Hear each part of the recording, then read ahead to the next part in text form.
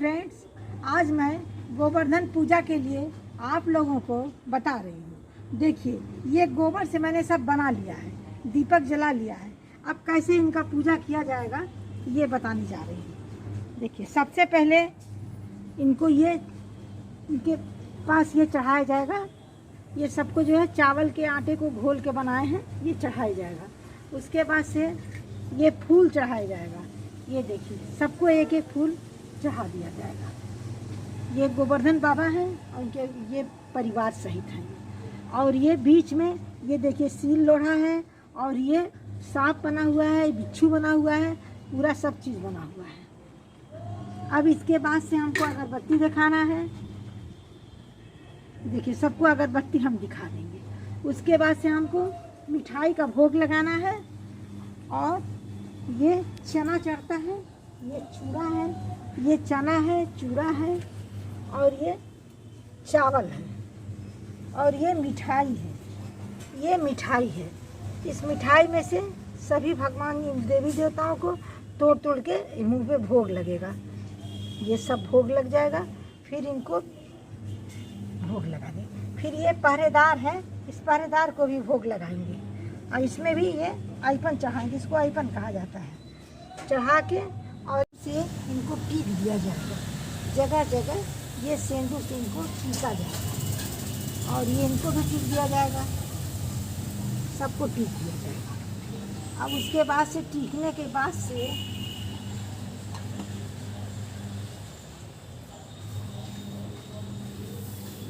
चना चढ़ा दिया जाएगा, चावल चढ़ा दिया जाएगा। सब पे चावल चढ़ा देंगे और सब पे मिठाई चढ़ा दिए। अब चूड़ा चढ़ा देंगे सबके ऊपर।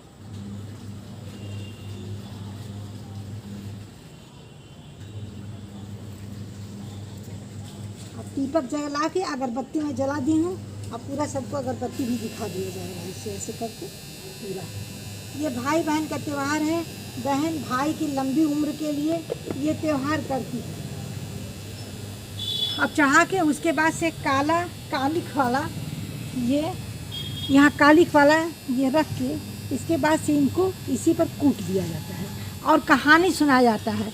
कहानी में मैं आपको सुनाऊंगी, एक एक पार्ट वाइज करके सुनाऊंगी, क्योंकि वीडियो बहुत लंबा हो जाएगा। पानी से सब देने के बाद से, प्रसाद देने के बाद, फूल देने के बाद थोड़ा पानी से ऐसे उमंच दिया जाएगा। और तब उसके बाद से फूल को हाथ में लेके और अक्षत को लेकर कहानी सुना जाता है। ये अक्षत हाथ में लेके कहानी सुनने के बाद जब कहानी पूरी हो जाएगी तो इनके ऊपर ऐसे छूट दिया जाता है। जब सब कथा पूरा हो जाएगा तब ये कूटा जाता है। कूटने का कार्यक्रम ये जो दिया है काला वाला, उसी से कूटा जाता है। ये मैं आपको पूजा का सब विधि शॉर्ट में बताएं, जिससे आप लोग अपने घर में बनावें। छोटा ही बताए हैं, जिससे कि सब लोग बालकनी में, आंगन में, कहीं भी बनावें और बनाकर पूजा करिए। बहुत ही शुभ होता है ये पूजा। हेलो फ्रेंड्स, स्वागत है आप लोगों का मेरे यूट्यूब चैनल में। पुरानी परंपरा हम लोगों के जीवन से लुप्त होती जा रही है, इसलिए मैं भैया दूज की पूजा के बारे में बताना चाहती हूँ। पूजा तो मैं पहले ही दिखा चुकी हूँ, अब कहानी आपको सुना रही हूँ। एक राजा और रानी थे, दोनों में बहुत ही प्रेम था, प्रजा सुखी थी। पर एक बार अकाल का समय आया तो राजा सोचा क्यों न परदेश जाकर कुछ धन अर्जित करें। तो रानी बोली कि आप परदेश चले जाएंगे तो मेरा समय कैसे बीतेगा। अच्छा, मेरे लिए एक बोरी कपास ला दीजिए, मैं सूत काट करके समय बिता दूंगी। राजा चले गए। इधर रानी एक वेशधारी नाग से प्रेम हो गया और हर वक्त उसी साथ व्यस्त रहने लगी। समय कैसे बीता रानी को पता ही नहीं चला। 12 वर्ष बाद राजा जब लौटे तो नगर के पास पहुँचे तो रानी को सूचित कर दिया कि हम अब पहुँच रहे हैं। रानी सुनते ही घबरा गई और जल्दी से मुंह में शरीर में कालिख लगा ली और भूतिन बन करके राजा के सामने जाकर खड़ी हो गई और कहने लगी कि तुमको खाऊं, तुमको चबाऊं, तुमको खाऊं, तुमको चबाऊं। राजा बुरी तरह से घबरा गए और उनके समझ में नहीं आया कि हम क्या करें। और तुरंत हाथ जोड़कर कहने लगे कि 12 वर्ष बाद हम अपने राज्य में लौटे हैं। आप दया करके सब धन मेरा ले लीजिए, हमें जीवित छोड़ दीजिए। पर डाइन बोली, कहो, एक बात मैं कह रही हूँ, उसको कहना पड़ेगा। घन घन घोघा बहे बतास, कुठली भर सुता भइल कपास। घन घन घोघा बहे बतास, कुठली भर सुता भइल कपास। राजा को ये बात कहना पड़ा, और राजा ये बात जब कहे तब वहाँ से भागती हुई भूतनी अपने घर को आई, और घर आकर नहा धो के जल्दी से तैयार हो गई। राजा आए स्वागत के लिए, राजा के पास जाकर खड़ी हो गई। राजा तो थके थे, खाना खाकर सो गए। जब उठे तो जूता झाड़े तो सर्प बैठा था, जल्दी से भाग गया। फिर नहाने के लिए पोखरे पर गए, वहाँ भी धोती को अपने पेड़ पर टांग दिए थे और नहा रहे थे पोखरे में। जब धोती उठाए पहनने के लिए तो उसमें सांप लपेटा हुआ था। सांप को धोती झटक कर सांप को गिरा दिए और वहीं उसको मारकर पेड़ पर टांग दिए। और घर आके कहे कि पता नहीं क्यों काल मेरा पीछा कर रहा है। वहाँ से आए तो भूतनी मेरा पीछा की, यहाँ आए तो सांप मेरा पीछा कर रहा है, और मेरे समझ में नहीं आ रहा कितना काल मेरा पीछा कर रहा है। तो रानी बोली, अरे ये क्या किया आप, सांप को मार दिए? तो राजा बोले, हाँ, पेड़ पर टांग दिए हैं। तो रानी गई और उस सांप को उठा कर ले आई, और कई टुकड़ा में करके एक टुकड़ा अपने दीपक में जो शाम में जलता था उसमें डाल दी, और बाकी को कहीं बेड में अपने बांध दी, अपने बाल में लगा ली, जूड़ा में लगा ली, और हार बना के पहन ली। राजा सोने गए तो नींद नहीं आ रही थी, थके हुए थे। तो ये बोली रानी कि आज एक पहेली मैं पूछती हूँ, अगर आप नहीं बताएंगे तो आपको भार जलते हुए में डाल दिया जाएगा, और नहीं, अगर मैं नहीं बता पाऊँगी तो मुझे उस भार में डाल दीजिएगा। राजा बोले, कहो।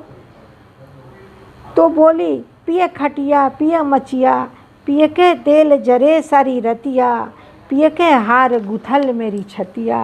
राजा सोचने लगे कि अरे इनके पी तो हम ही हैं, और ये कौन सी कहानी है। राजा के समझ में नहीं आया, और राजा जो है बता नहीं पाए। तो ये बोली कि चलिए आपको भार में झोंक दिया जाए। तो राजा कहे, नहीं, मेरी एक बहन है, आज जो है ये भैया दूज का दिन है, और वो मेरा आय जोड़ रही होगी, मैं एक बार उससे मिल के जब आ रहा हूँ तो मुझे भार में झुकवा देना। ऐसा कर कर राजा वहाँ चले गए। जब वहाँ गए तो बहन आय जोड़ रही थी, यही गोवर्धन पूजा का दिन था। राजा बोले, अब क्या है मेरी बढ़ा रही हो, अब तो मुझे भार में जाना है। बहन बहुत ही प्रेम करती थी अपने भाई से, कहीं चलिए हम पहले बताएंगे। भाई बहन रास्ते में चले, एक कुआं पड़ा, दोनों थक गए थे चलते चलते। उसी कुआं के ऊपर एक चद्दर डाल के दोनों लोग सो गए। भाई तो थका था, सो गया, लेकिन बहन जगी थी। भोर हुआ तभी सभी घर के लक्ष्मी लोग वहाँ आईं। उस कुएं पर रोज़ आती थीं सभी लक्ष्मी लोग। राजा के घर की लक्ष्मी थोड़ी देर से आईं, तो उसके बाद से कहीं, अरे मेरी रानी तो बड़ी दुष्ट है, सर्प से प्रेम करती थी, और राजा जब आ गए तो सर्प को मार करके कई टुकड़ा करके पलंग में, जूता में, और जगह जगह रख दी है, दीपक में रख दी है। और राजा से पूछ रही है कि आप अगर नहीं समझ पाएंगे मेरा ये, तो हम आपको भार में डाल देंगे। बहन तो भाई को जगाई, और चलो भैया भोर हो गया है, जल्दी से हम लोग घर चलें। तो भाई बोला, बहन थोड़ी देर और सो लेने दो, वहाँ जाके तो भार में झुकाई जाएंगे। बहन बोली, नहीं भैया घर चलो, हम सब कहानी सुनाएंगे, सब बात बताएंगे। अब भाई बहन दोनों लोग बड़े उत्साह के साथ घर आते हैं। तो रानी जो है वो पूरा मिठाई फल सब लेकर बहन के स्वागत के लिए आती हैं। तो बहन तो गुस्से में थी, बस एक पैर से मारती है, सब नीचे गिर जाता है। कह रहे, अरे बहन कितना स्वागत कर रही हो और भाई को भार झुका रही हो, चलो बुझाओ क्या कहानी सुना रही हो, चलो बताओ। तब वो कहीं कि पीऊ खटिया पीऊ मछिया, पीऊ के तेल जरे सारी रतिया, पीऊ के हार गुथल मेरी छतिया। तो तुरंत ये करती हैं, रानी क्या करती हैं कि उसके जूड़े में से पहले निकाल के फेंकती हैं, फिर जाके उसके पलंग में जो है वो सर्प का टुकड़ा है उसको निकालती हैं, फिर दिया जो जलता है रोज़ शाम के टाइम उसमें से एक टुकड़ा उसमें रखी थी, हमेशा बदबू करता था, तो उसमें से निकाल के फेंकती हैं। कह रही थी कि तुम सर्प से दोस्ती की थी और मेरे भैया को मूर्ख बनाती थी और कहती थी कि हम कपास का धागा बनाएंगे और रुई काटेंगे। सब कहाँ चला गया तुम्हारा ये सब? और चलो भैया बहुत जल्दी से बुलाओ उसको, भार झोंकने वाले को, और गड्ढा खनवाओ और उसमें आग जलवाओ, उसको भार झुका दें। तो उसके बाद से उनको भार में झुका देती हैं और उसके बाद से उनकी नई बढ़िया नई दुल्हन से शादी करती हैं और समय भगवान जैसे उनका दिन लौटाए वही राजा रानी सुखी हो गए, उसे सभी लोग सुखी रहें। मेरा ये कहानी पसंद आया आप लोगों को तो लाइक करिए, सब्सक्राइब करिए, शेयर करिए। अब दूसरी कहानी मैं अब सुना रही हूँ।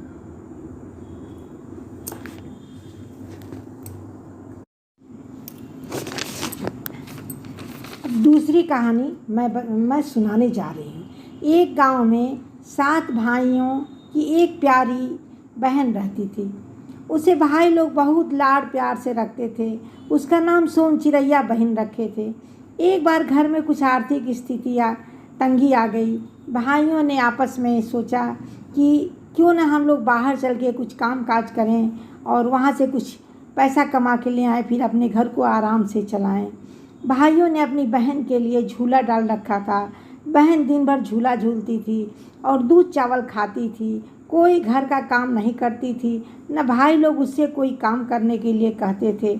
जब जाने लगे तो अपनी पत्नियों से कह के गए कि देखो मेरी सोन चिरैया बहन जो है उससे तुम लोग कोई काम नहीं लेना, न उससे कभी उसे कोई कष्ट हो, सताना मत तुम लोग उसे।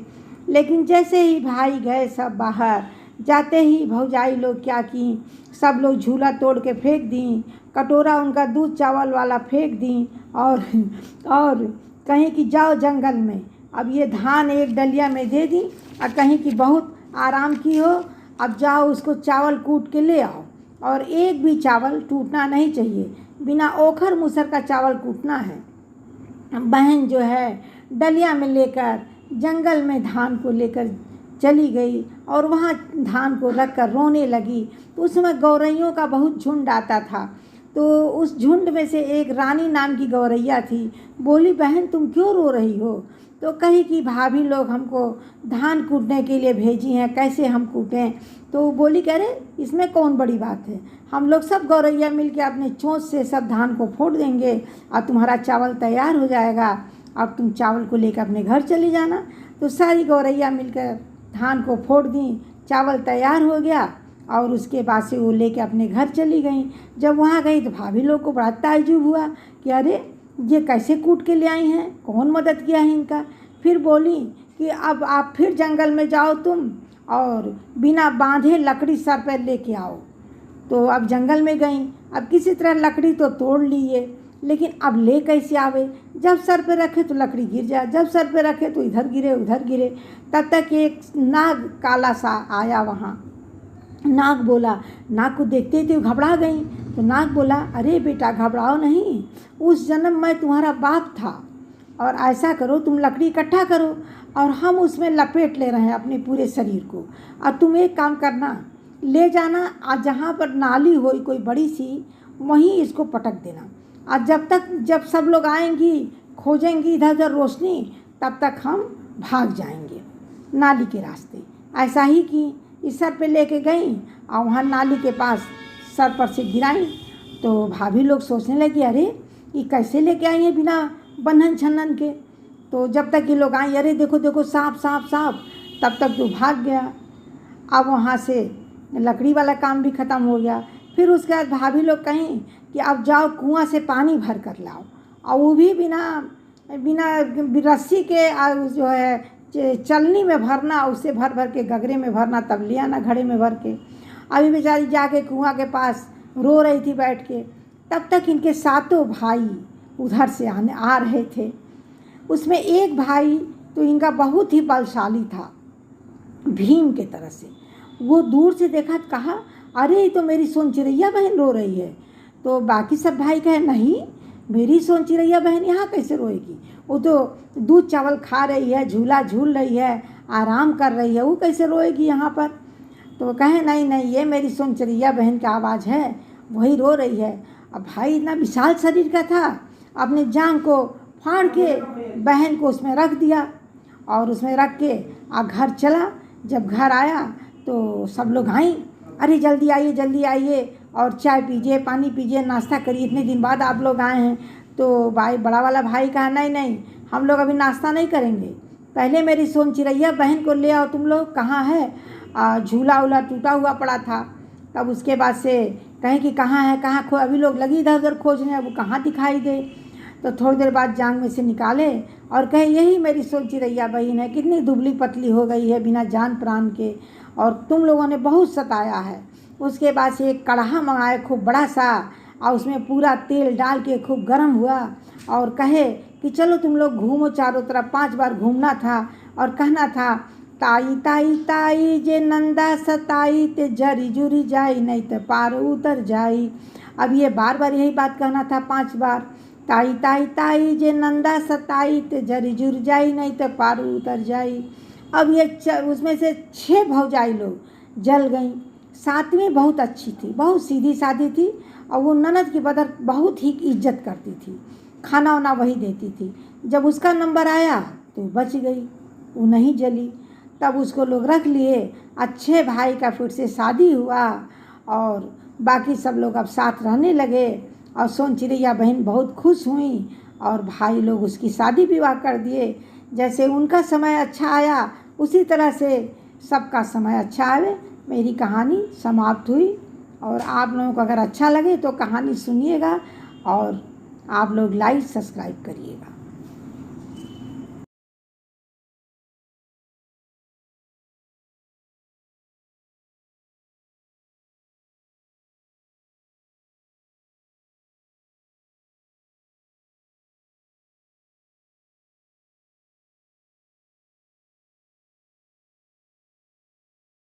सब पूजा होने के बाद से, कहानी होने के बाद से, तब ये ऐसे कूटा जाएगा। जिसके अब नहीं है ओखल मूसल तो इसी से कूट लिया जाता है।